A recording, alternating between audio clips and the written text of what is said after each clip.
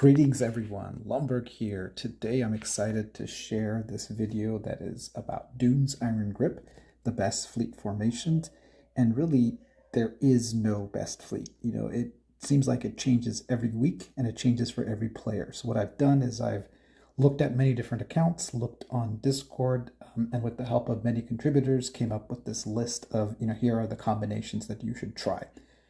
We've started off with T11, and then we've shown the ones for T10. All of this is going to be in the description, so you can keep this in mind.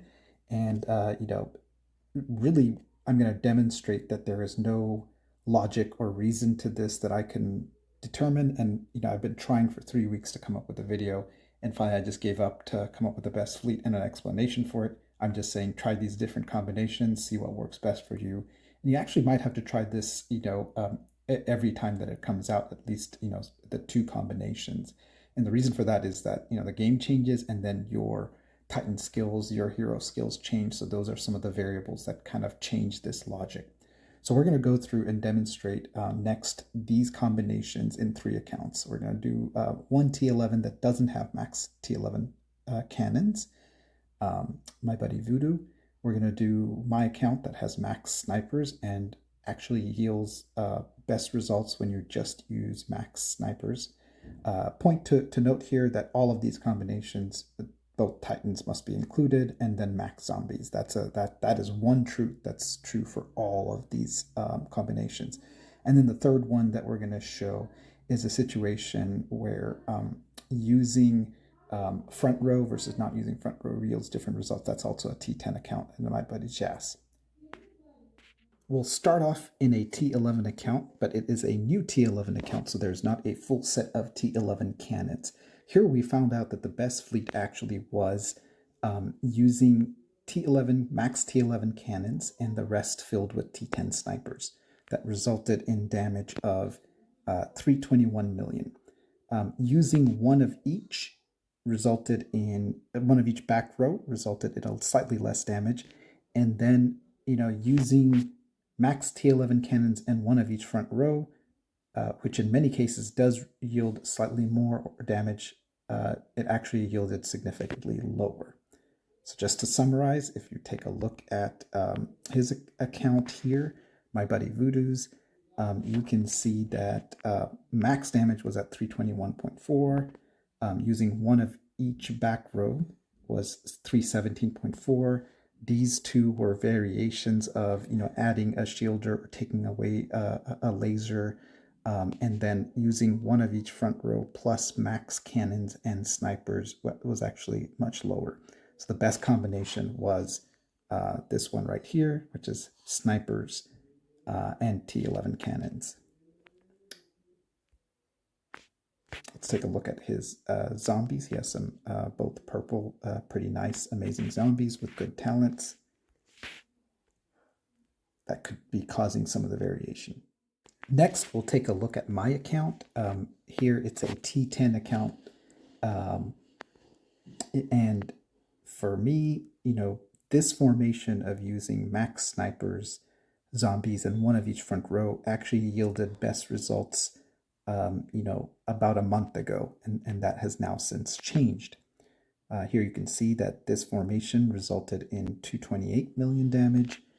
However, using just snipers resulted in a 5 million higher damage. So no front row actually ended up working better for me. So similar to the T11 that we just saw, using no front row and max of your strongest back row yielded better damage. Using one of front row yielded lower damage. These other are combinations, various combinations of removing back row troops, different combinations of lasers and shielders. And in my case, the Titans are both blue, tier 3. So both of them are blue tier 3 Titans with mediocre skills and talents. So not as strong. This is the third account, my buddy Jas. Let's try the same combination, and surprisingly, or unsurprisingly, we get different results. Right, so here using snipers only, actually results in much lower damage than compared to using snipers and then one of each front row. It actually resulted in a big difference. You can see 240 was using snipers only, the 240, and then 253 here was using just same as snipers, just one of each of front row. So 13 million damage increase, pretty big differential. We did try some other combinations, but they didn't result in, so just tried various combination of one of each back row, but they didn't result in more damage. And then this is the one that in some few instances resulted in most damage using one of each of back row and no front row, but here it did not. One thing to keep in mind is that in the formation where using one of front row usually yielded the best results for people that did not have a full set of troops, right? So if you didn't have enough snipers, and if you didn't have enough lasers and snipers, and you had to use some T9 cannons, usually using the front row resulted in best results. Some of the things that could cause some of the variations would be the Titans. You can see he has beautiful Titans here with good talents, both purple. But I've stopped trying to figure out what causes the difference. All I'm going to recommend is that test out these combinations and then use that for the rest of the hits, and then try at least a little variation next week. This is a quick demonstration of the effectiveness of Queen's Inspiration skill. So here you can see this is a purple female Titan. Let's go to talents. You can see that there is some opportunity for growth here. Queen's Inspiration is at level 7. We're going to hit upgrade on it once. And then let's actually test it out. So we're going to test it out on Dune. I've already found out what the best combination here is. So let's try that. It is one of each of front row and only snipers. So all we've done was upgraded Queen's Inspiration by 1 level to see the damage difference. You can see here the hit width. The formation was 253. You can see here this was the formation there. Now we upgrade Queen's Inspiration. Same formation, same troops. All that we changed was upgraded the skill from 7 to 8, and we've increased our damage about 3 million. Let's go ahead and try that again. Back to Queen's Inspiration, talents. Let's take that to level 9. Boom. Let's test it one more time.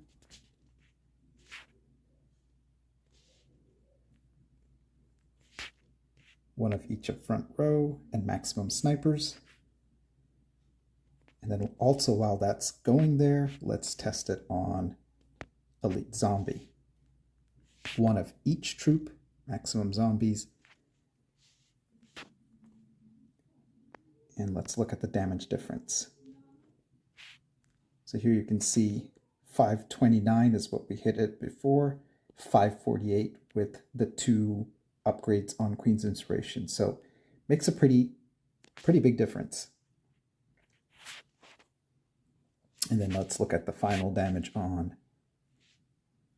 So it increased it by another